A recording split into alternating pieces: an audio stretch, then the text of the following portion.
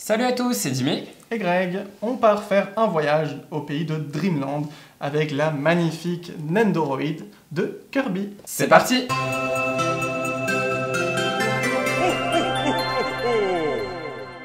Les Nendoroid, on avait déjà présenté une figurine, c'était Link de Breath of the Wild, en plus c'était la version Deluxe. Donc on vous met le lien juste en haut, par ici. Et ce sont des figurines vraiment haute qualité quand même, très ingénieuses, avec plein de systèmes que vous enlevez, vous mettez, en gros vous pouvez leur faire prendre plein de pauses.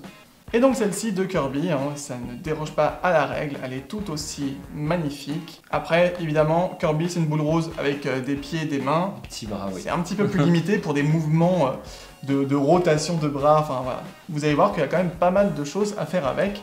Alors déjà, la boîte qui est quand même toute mignonne, franchement.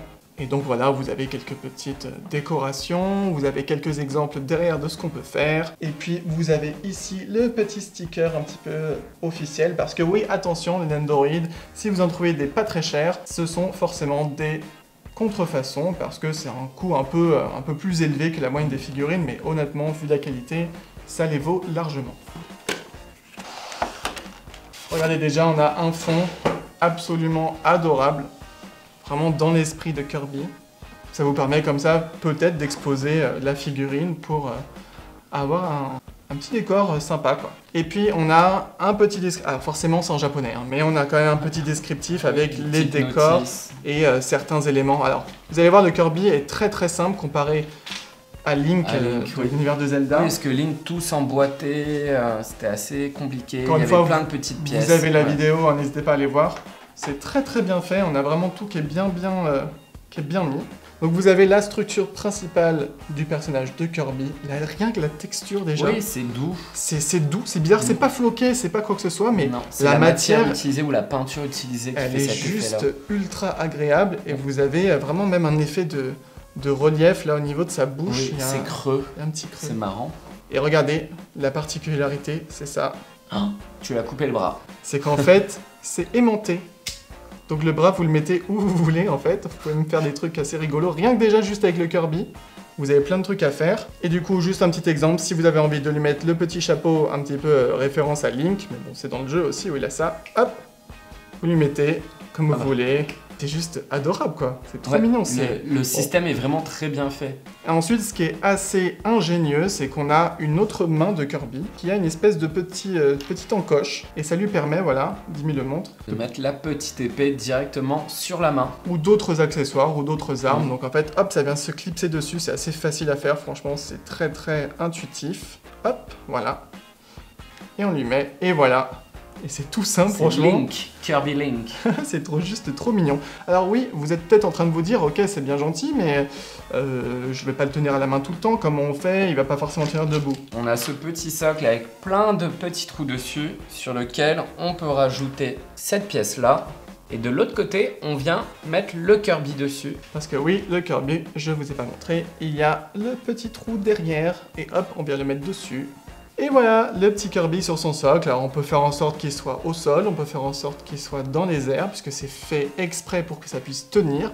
Vous avez le petit système derrière pour le mettre dans la position que vous voulez. Et donc il y a pas mal d'accessoires, pas mal de choses.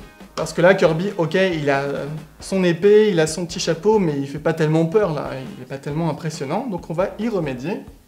Hop, on fait un pivot, on enlève, et on change carrément le visage. Au total, on a 4 visages différents de Kirby. Un avec la bouche ouverte, prêt à aspirer. L'un avec la bouche fermée comme s'il était en train de manger quelque chose. Et la basique. Et celle que Greg a mis dessus. On a un petit Kirby qui est quand même un peu plus crédible, hein, avec un esprit un peu plus combatif, plus acharné, un peu plus énervé. Il est juste trop mignon, même comme ça, moi je le trouve trop chou. Et donc ce qui est génial, c'est qu'entre les visages, les accessoires, les chapeaux, etc., on peut faire plein de Kirby différents. On peut le faire quand il est tout simple, en train de voler, qu'il a du coup les joues toutes gonflées, il y a un visage exprès pour ça. On peut le faire encore plus menaçant avec son chapeau en feu, et il y a même un autre petit système avec un petit truc plastique qui se place aussi sur le socle qui permet de tenir la flamme. Donc à ce moment-là, il crache les flammes, il est vraiment super stylé. Et on peut le faire encore plus classique, tout mignon, avec sa fameuse baguette étoilée qui est vraiment emblématique du Kirby. Donc franchement, on peut faire plein de choses, c'est juste trop mignon.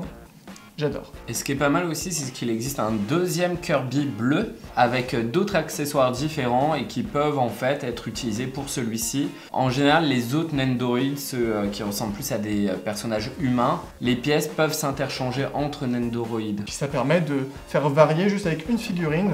Un jour, vous avez envie de le mettre un peu plus énervé avec... voilà, avec le chapeau de feu si tu veux et la baguette. On fait vraiment ce qu'on veut et dans une décoration, c'est vraiment sympa. Et puis chaque élément vraiment est super soigné quoi. Il y a même des effets de transparence, il y a de la brillance, il y a des effets un peu plus métallisés. C'est vraiment super. Donc voilà, nous on est assez fans, c'est la deuxième Nendoroid qu'on a. Franchement, Nendoroid c'est quand même assez cher, donc il faut vraiment fonctionner au coup de cœur. Oui. En avoir une ou deux, ça peut être quand même pas mal quand on aime les figurines de qualité en tout cas. Et vous, dites-nous en commentaire ce que vous avez pensé de cette figurine à visage multiple.